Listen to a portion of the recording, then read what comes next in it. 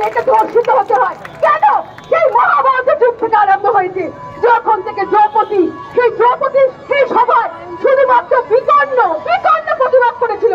তার পঞ্চস্বামী এত বড় হয়ে পায়নি, তার পঞ্চস্বামীও পারেনি যা বিকর্ণ প্রতিবাদ করতে হয়েছিল। তাই আমাদের সবাইকে বিকর্ণ হয়ে উঠতে হবে। আমরা কি পারবো না বিকর্ণ হতে? আমাদের হতেই হবে। এই সময় আছে।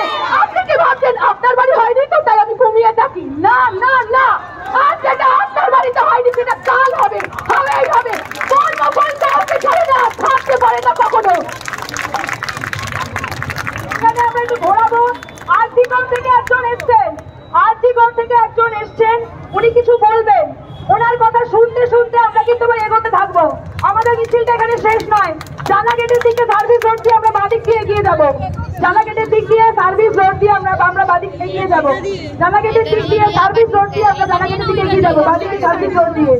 উনি বলতে বলতে আমরা মিছিলটা সাজিয়ে নেবো। আমি আরজিকর থেকে কিছু বলতে চাইছি, আরজিকর প্রতিনিধি হিসেবে, কারণ আরজিকরের ঘটনাকে অবলম্বন করে কিন্তু আজকে আমাকে একই আকাশের তলায় কিন্তু আমরা জমায়েত হয়েছি। আমি চিন্তা নায়ক আরজিকরের একজন টিচার, আরজিকরের কলেজ অফ নার্সিংয়ের টিচার।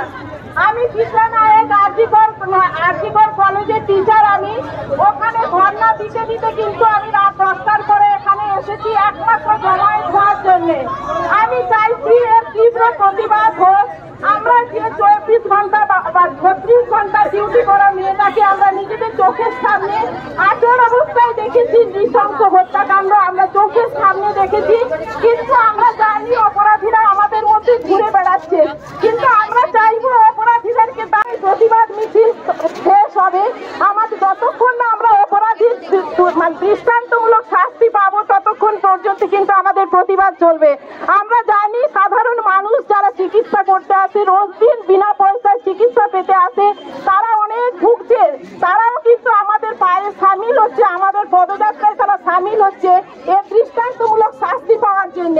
যে অপরাধী নয় তাকে আমরা জানি সে 100% সত্যি মানুষটা, তাকে দৃষ্টান্ত নেওয়ার জন্য, আমাদের কাছে দৃষ্টান্ত তুলে ধরার জন্য তাকে শাস্তি কিন্তু সে কিন্তু নয়। আমরা তাকে কোনোদিন দোষী বলে বলবো না, কারণ এটা নিজেদের লোকেরাই এই জিনিসটা করছে। আমরা চাইবো তার দৃষ্টান্তমূলক তাদের প্রতিবাদ হোক, তাদের দৃষ্টান্তমূলক যে রেপিস্টরা যারা নৃশংসভাবে পাশবিক অত্যাচার করেছে আমাদের 24 ঘন্টা 36 ঘন্টা ডিউটি করা মেয়েটার উপরে,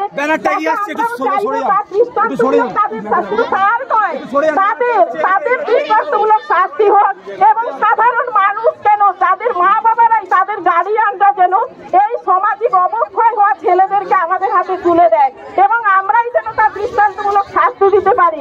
আমরা কিন্তু সেই মেয়েটিকে অবলম্বন করে তার আত্মার শান্তি কামনা করে, আমরা কিন্তু ওইটুকু একটা ছোট বাচ্চা মেয়ের শান্তি কামনা করে আমরা এখানে জমায়েত হয়েছি একই আকাশের তলায়।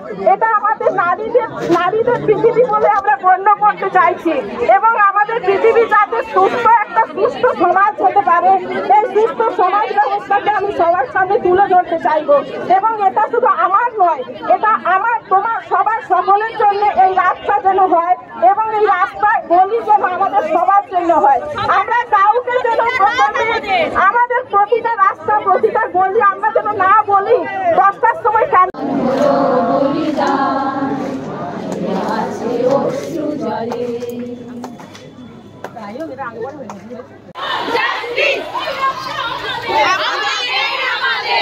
কত দূর যাবে?